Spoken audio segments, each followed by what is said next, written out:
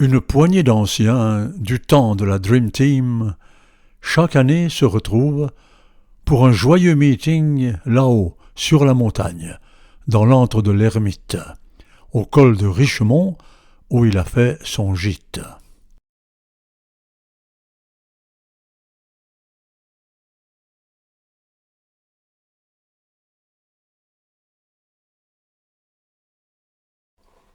Ces retrouvailles sont un moment de magie, où se mêlent amitié, souvenir, nostalgie.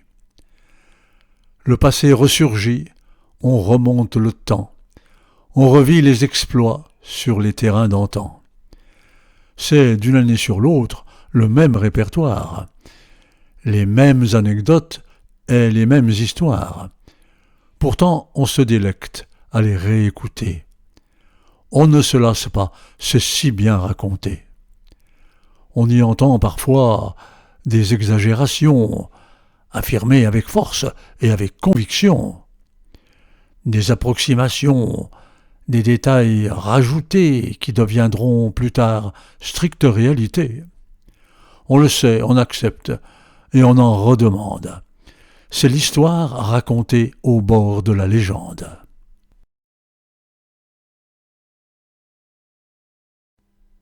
Pour eux, ces retrouvailles sont un appel du cœur. Retrouver les copains, ce n'est que du bonheur. Pour eux, ces rendez-vous sont un moment de joie. Ils forment une équipe, la même qu'autrefois. Ils sont réunis là, comme dans le vestiaire. C'est le même langage, les mêmes commentaires. On y entend des piques et des taquineries, mais qui n'ont rien à voir avec la moquerie. Ces railleries et ce chambrage, en vérité, ne sont qu'un témoignage de leur complicité.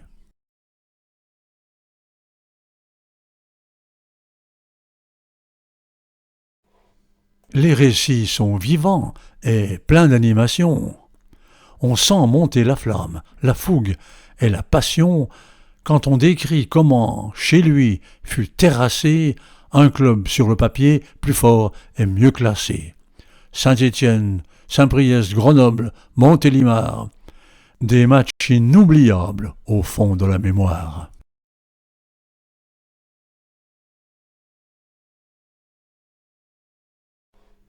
À Geoffroy-Guichard, on est impressionné. Forcément, sur ce stade, on se fait dominer. Il faut dire qu'ils avaient vraiment de bons joueurs. D'ailleurs, ils survolaient la division d'honneur. On n'est pas ridicule, non, mais on subit trop. À la mi-temps, on est mené 2-0. C'est un écart certain, mais pas rédhibitoire. On n'avait pas complètement perdu espoir.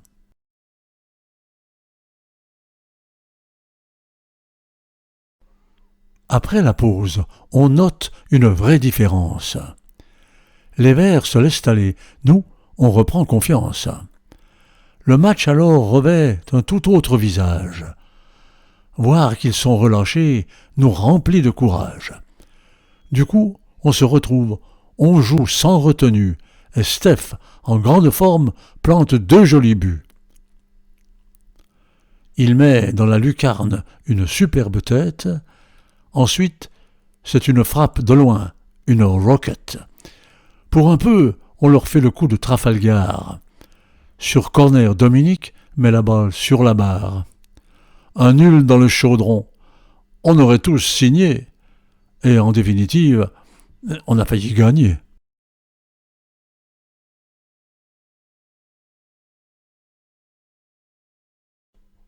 Ça joue bien chez les Verts. C'est propre, c'est magnifique. Ils tentent et réussissent de beaux gestes techniques. Bloody a bien du mal. Il est à l'agonie. Un jeune et bon dribbleur lui donne le tournis. Il a déjà subi 2 jolis petits ponts. Encore un, c'en est trop. Il dégaine, il répond. Il le laisse venir, fait semblant d'hésiter, Mais c'est ce qu'il va faire, il l'a prémédité. Un coup sur la cheville, appuyé, volontaire, envoie Saramagna terminé au vestiaire.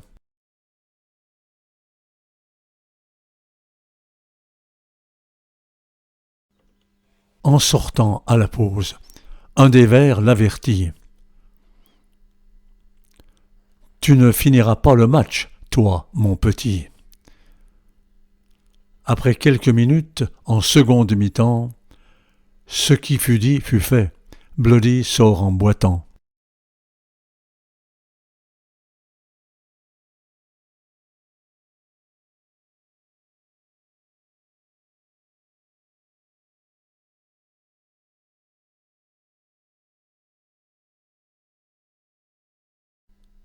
À Grenoble, Dédé, dis-nous, tu t'en souviens?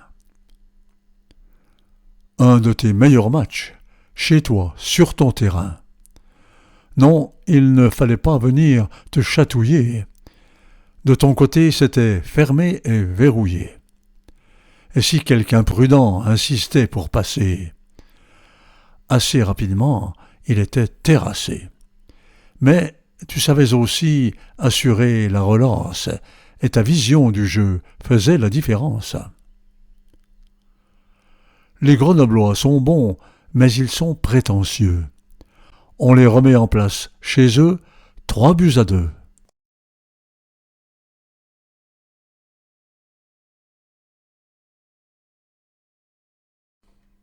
Saint-Priest, c'est costaud. Un grand club formateur, pépinière de l'OL, beaucoup de bons joueurs.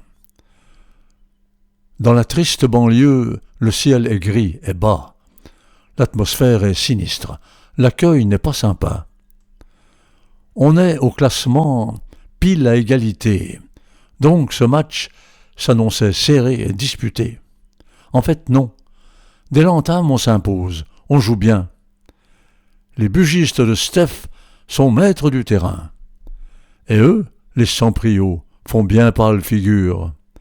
On gagne 3-1, c'est net et sans bavure. Héros de la rencontre, un très grand Dominique. Son pied gauche inspiré et 2 buts fantastiques.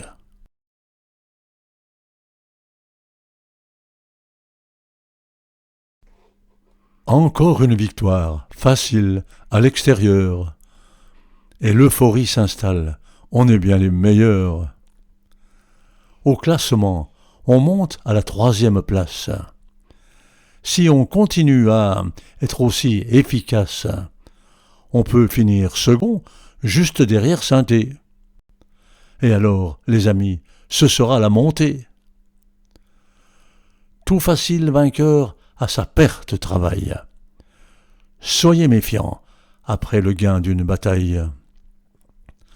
Comme cela est vrai, le dimanche qui suit, chez nous, on prend 4-1 contre Pont-de-Chéruy.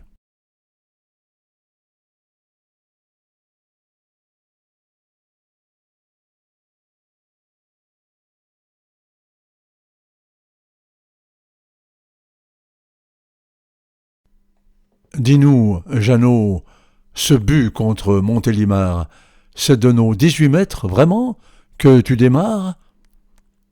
Ah oui, à l'ailier gauche qui voulait te passer. Tu chippes le ballon et te voilà lancé. Dribble, feinte de corps, coup d'œil, centre en retrait, Jean-Claude, du plat du pied, fait trembler les filets. Un but d'anthologie. Les supporters en liesse. Venir gagner ici, une énorme prouesse. C'est un vrai bel exploit. Un grand bravo, les gars. On s'est bien régalé au pays du nougat.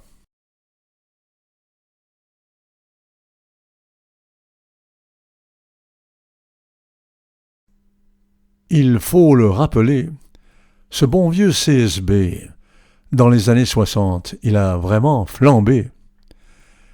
Oui, ce fut un grand club, au niveau régional. Le top des amateurs, il était sans rival.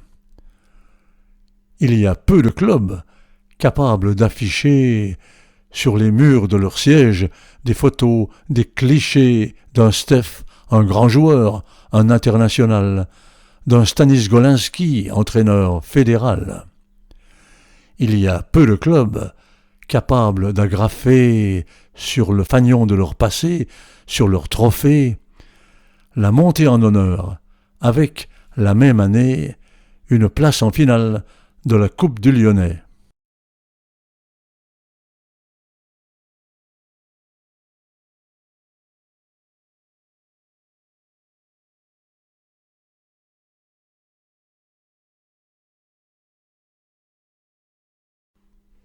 Pour ceux qui ont joué sous le même maillot, l'amitié va de soi, les rapports sont cordiaux. C'est une vieille entente dans la fidélité à ces chers souvenirs, source de leur fierté. Chacun a son parcours, sa vie et son destin. Inchangés sont les liens tissés sur le terrain.